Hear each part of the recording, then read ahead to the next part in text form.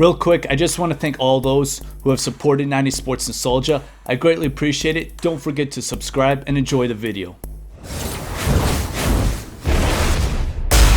During the 1998 NBA Draft, the Toronto Raptors acquired Vince Carter, and what transpired thereafter was an electrifying career that spanned over 20 years, with Carter playing into his 40s. Furthermore, the fortunes for the Raptors drastically changed, as the acquisition of Carter became a franchise changer and put Toronto Raptors basketball on the map after 3 challenging seasons as an expansion team. Luckily for Toronto, Carter was able to last until the 5th pick, as some interesting names were selected before Carter during the 1998 NBA Draft. 90 Sports Nostalgia presents who are the 4 players drafted before Vince Carter in the 1998 NBA Draft. With the first pick of the 1998 NBA Draft, the Los Angeles Clippers selected Michael Olowokandi.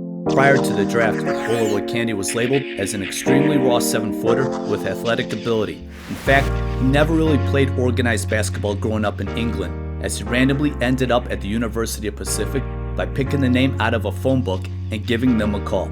Clippers GM Elgin Baylor really liked Olowokandi's athletic ability and his potential. However, it did not quite pan out, as the Candyman has been labeled as one of the biggest draft busts ever. Kareem Abdul-Jabbar, who had the task of coaching the big man in LA, said Olowokandi was talented but uncoachable. Basically, it was a rough 5 years for the Candyman in LA. With the second pick, the Vancouver Grizzlies selected point guard Mike Bibby.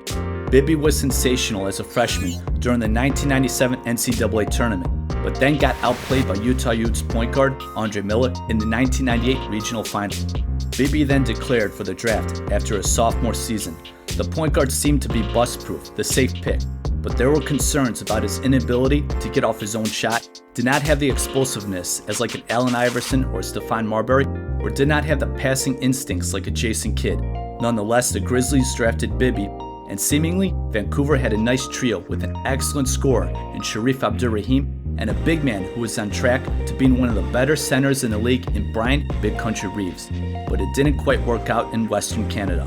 Bibby was a solid NBA point guard who improved his shooting and scoring since coming into the league, but was never mentioned as one of the top point guards in the NBA. But it must be stated that Bibby was tremendous for the Sacramento Kings during the 2002 playoffs.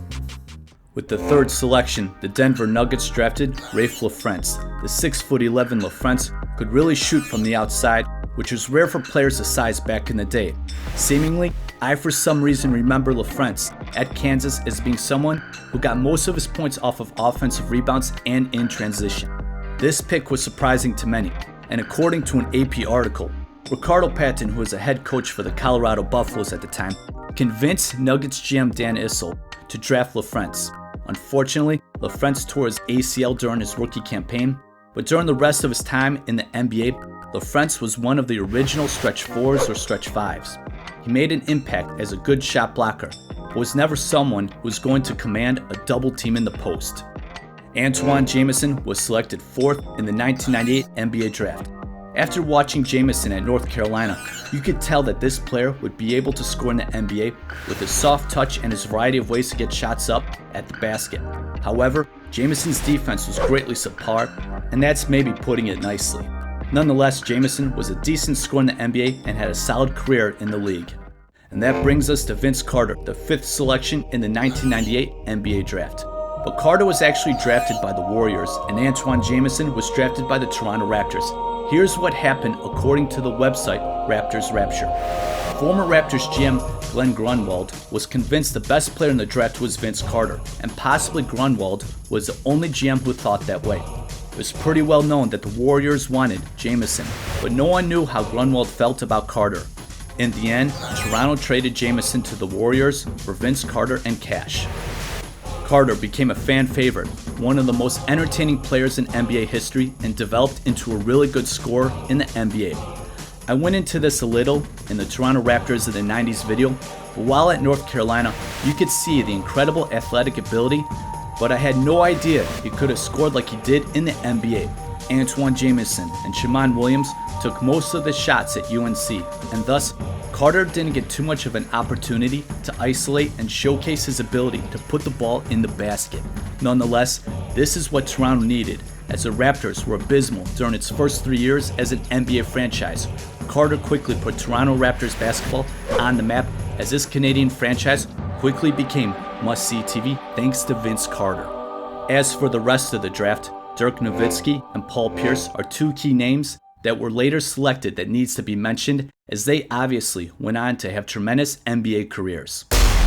The 1998 draft may have been a disaster for some teams, but it worked out quite well for the Toronto Raptors as their franchise greatly changed after acquiring Vince Carter.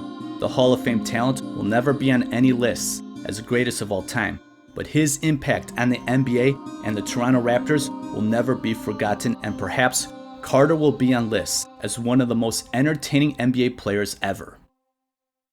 The 4 players drafted before Vince Carter in the 1998 NBA draft.